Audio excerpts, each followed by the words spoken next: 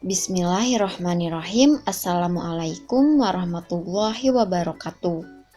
Di video kali ini saya Ima Siti Maisarah akan sedikit membahas tentang metode regresi linier dan metode interpolasi Newton. Ini dalam jenis polinomial, metode regresi polinomial dan metode interpolasi Newton polinomial dengan berbasis Python 3. Nah, yang pertama yang akan saya bahas adalah metode regresi polinomial. Polinomial ini bisa orde 1, 2, maupun 3, dan seterusnya.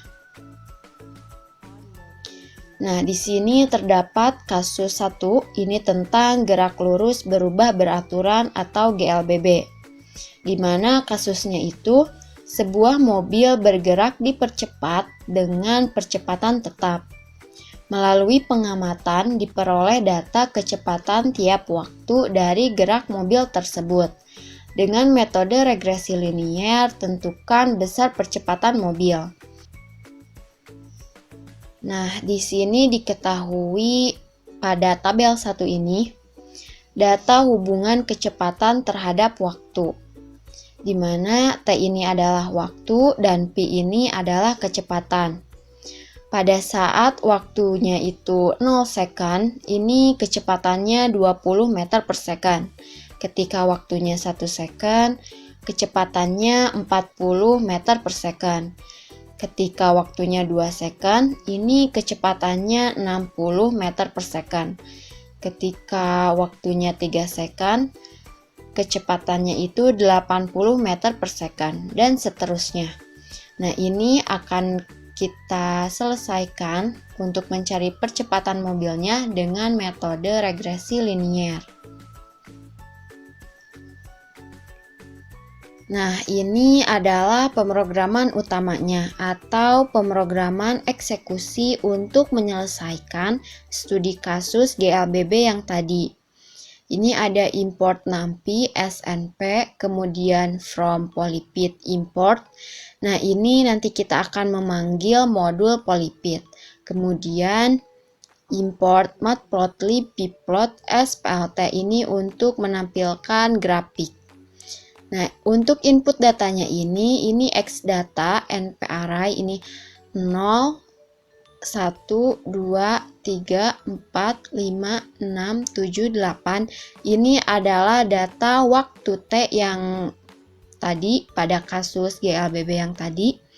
Kemudian untuk Y data ini nparray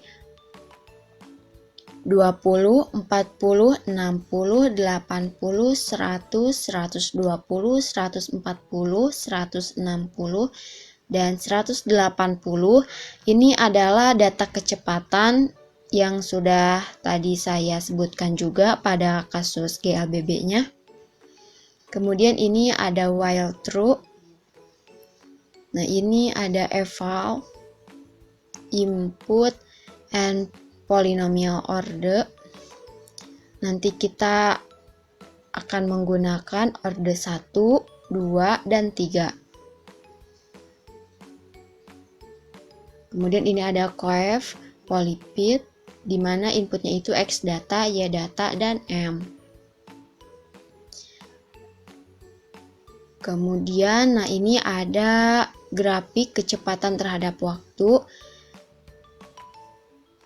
di mana untuk sumbu X itu adalah waktu dan sumbu Y itu adalah kecepatan.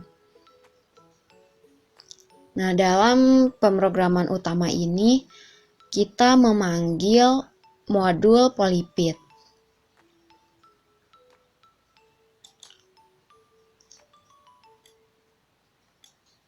Nah, ini adalah tampilan modul polypidnya, di mana ini bisa menggunakan orde 1 yaitu regresi linier, kemudian orde 2 yaitu regresi kuadrat atau kuadratik, dan orde 3 itu regresi kubik, dan seterusnya.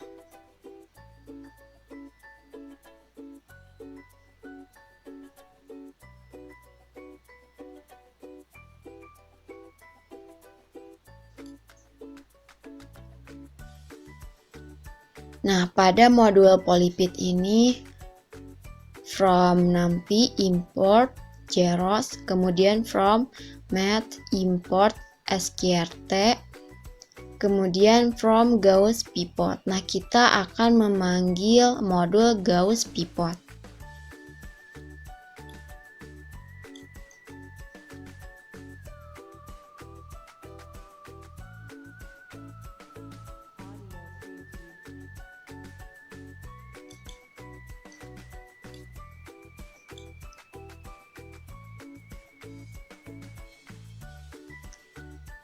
Ini adalah modul Gauss Pivotnya, yaitu metode Gauss untuk menyelesaikan matriks. Nah, pada modul Gauss Pivot ini kita memanggil modul swap dan modul error.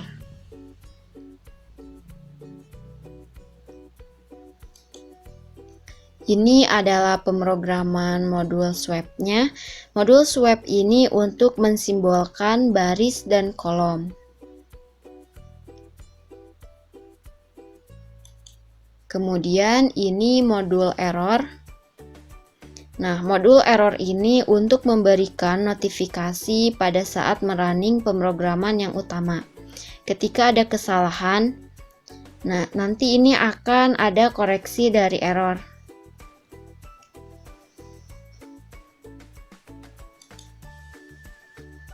Kita kembali lagi ke pemrograman yang utama.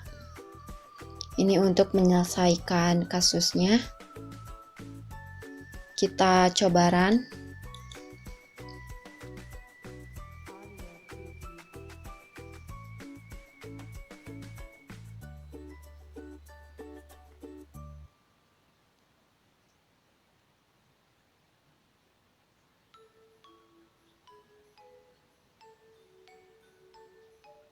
Ini kita isi orde 1 dulu.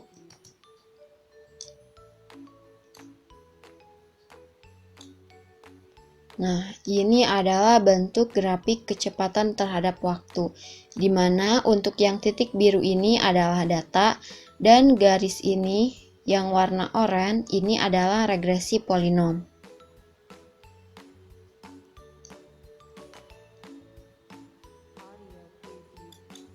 Kemudian kita coba untuk polinomial orde 2.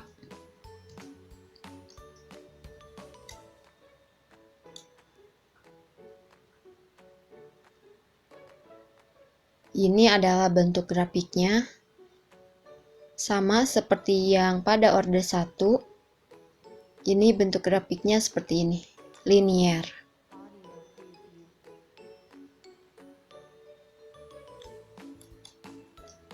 Kita coba juga untuk polinomial orde 3.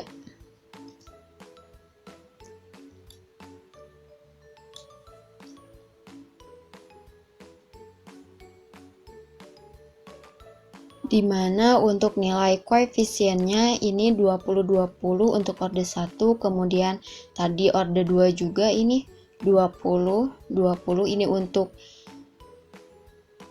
A0, ini untuk A1, ini untuk A2, kemudian ini 20-20 min 0 min 0, ini adalah A0, kemudian ini A1, ini A2, dan ini A3.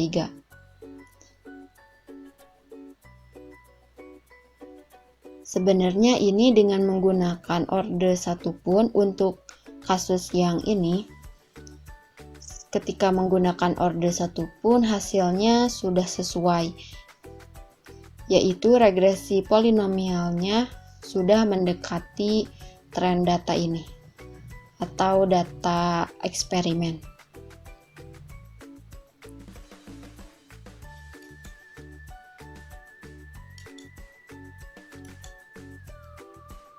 Demikian pemrograman untuk metode regresi polinomial dalam kasus GLBB.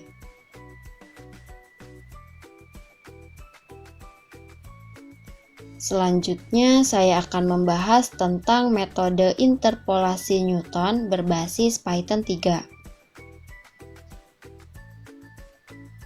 Untuk kasusnya itu sama seperti yang tadi, yaitu tentang gerak lurus berubah beraturan atau GLBB.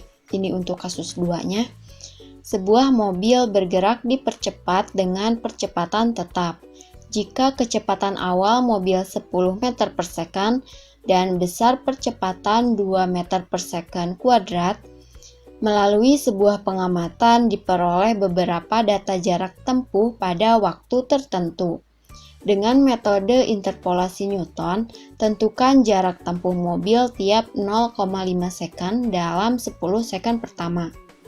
Nah, untuk data hubungan posisi terhadap waktunya ini diberikan seperti tabel 2 ini, di mana untuk waktunya 3 second ini jarak tempuhnya itu 39 meter. Kemudian ketika waktunya 6 second, ini posisinya itu atau jarak tempuhnya itu 96 meter. Dan ketika waktunya itu 9 second, ini posisinya 171 meter. Ini adalah tampilan pemrograman utamanya untuk kasus yang 2 tadi tentang interpolasi Newton.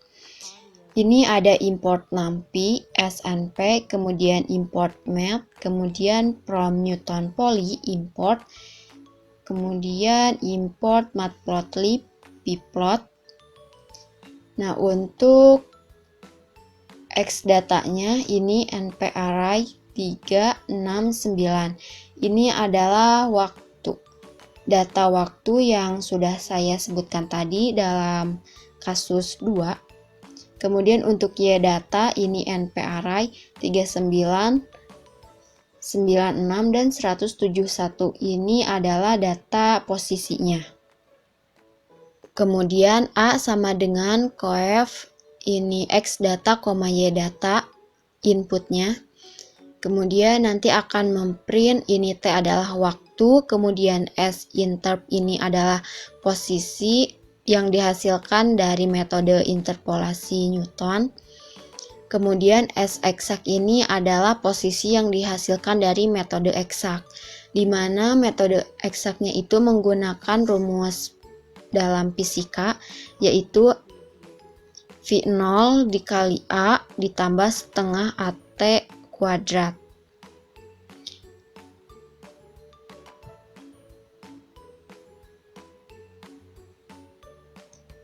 Kemudian nanti ini akan memunculkan grafik perbandingan data, interpolasi Newton, dan nilai eksak, di mana untuk sumbu X-nya itu waktu, dan sumbu Y-nya itu perpindahan S. Nah, ini pada file eksekusi ini, kita memanggil pemrograman atau modul Newton Poly.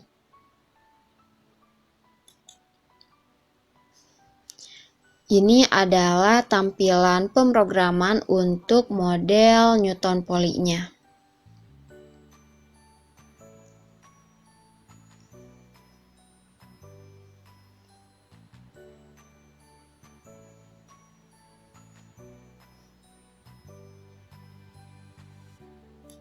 Kita kembali lagi ke pemrograman untuk kasus 2 ini. Kita coba run.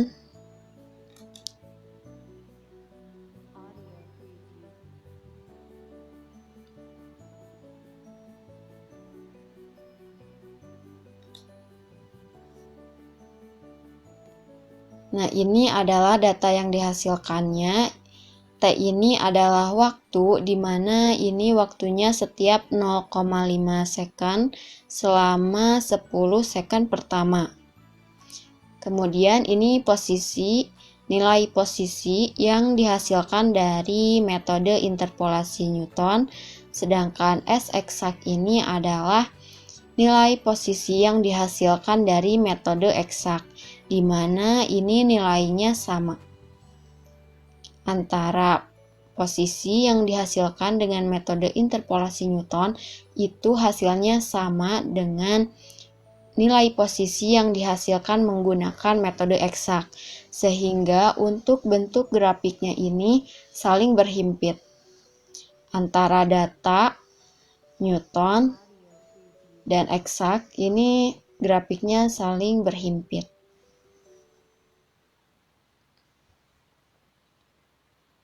Mungkin cukup sekian yang dapat saya sampaikan, kurang lebihnya mohon maaf. Terima kasih. Wassalamualaikum warahmatullahi wabarakatuh.